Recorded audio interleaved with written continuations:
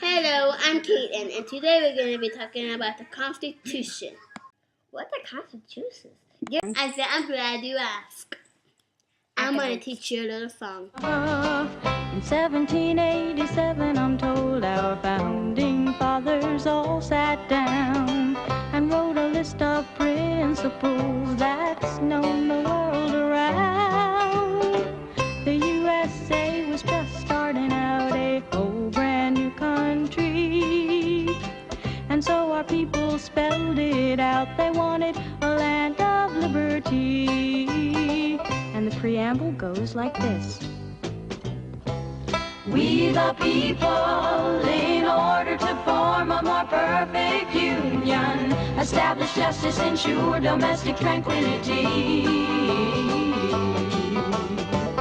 provide for the common defense, promote the general welfare, and secure the blessings of liberty to ourselves and our posterity, do ordain and establish this Constitution for the United States of America, for the United States of America. The Constitution must be followed and obeyed by everyone, especially our government. The Constitution is a document written on crinkly brown paper by assorted men wearing wigs. These crinkly brown wig men were the descendants of other assorted crinkly people who were so desperate to escape from Europe, they crossed the ocean in rickety, unsafe vessels, lacking even the barest creature comforts, although the smarter ones avoided commercial airlines and just came over on ships.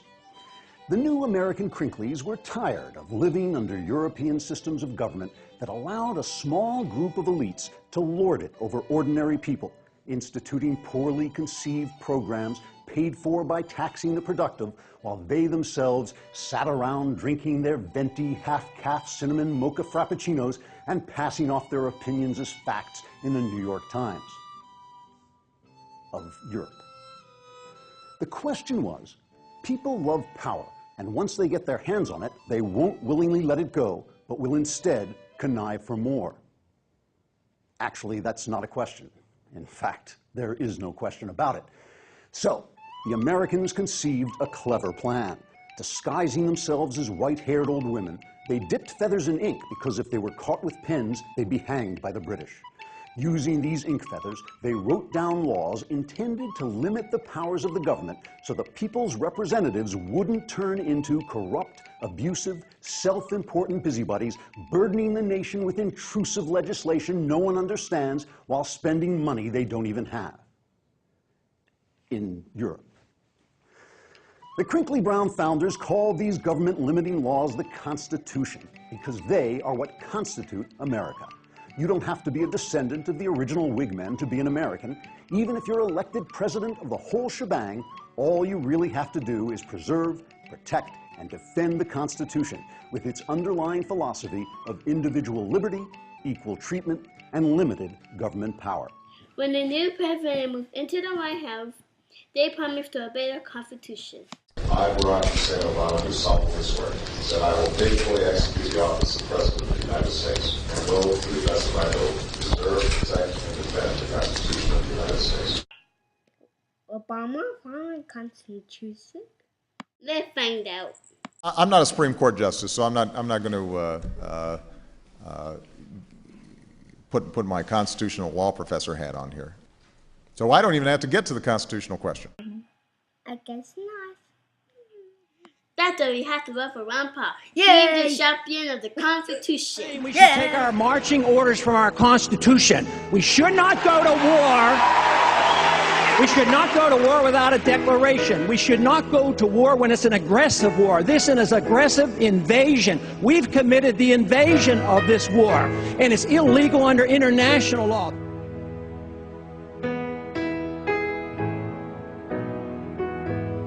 Is it worth going to war to prevent a nuclear weapon in Iran? No, it isn't worthwhile. And the only way you would do that is you would have to go to the Congress. We as Commander-in-Chief aren't making the decision to go to war.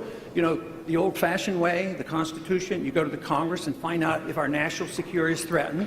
And I'm afraid what's going on right now, it's similar to the war propaganda that went on against Iraq. And, you know, they didn't have weapons of mass destruction, and it was orchestrated, and it was, to me, a tragedy of what's happened these last 10 years, the death and destruction, $4 trillion in debt. So, no, it's not worthwhile going to war. If you do, you get a declaration of war, and you fight it, and you win it, and get it over with. Thank you, Congressman. I happen to have been married for 54 years and a family person, but I don't think we should have to talk about it.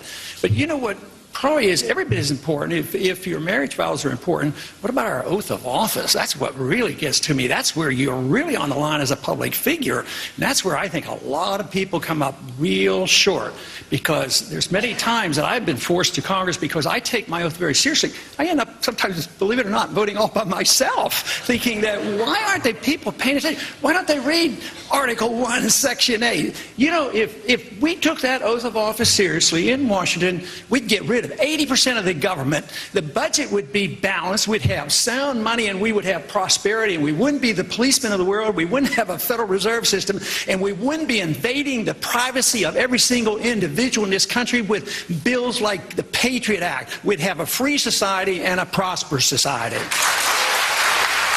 The middle class is suffering, but not only because we bail out the rich and dump on the poor and they lose their jobs and they lose their houses, but there's a characteristic about monetary policy. When a country destroys its currency, it transfers wealth from the middle class to the wealthy.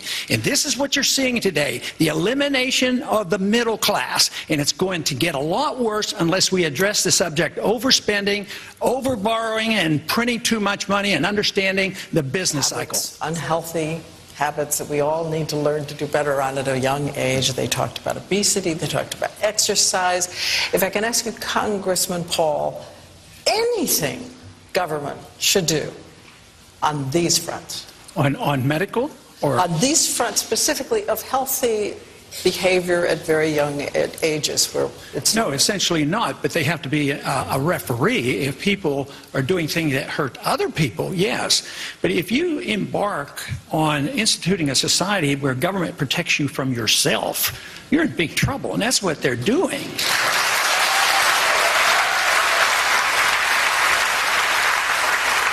The Obamacare using force. But that's all government is force. I mean, do you have a choice about paying Medicare taxes? So there's not a whole lot of difference. You're forced to buy insurance. That's one step further. But you have to stop with force. Once government uses force to mold behavior or mold the economy, they've overstepped the bounds and they violated the whole concept of our revolution and our Constitution.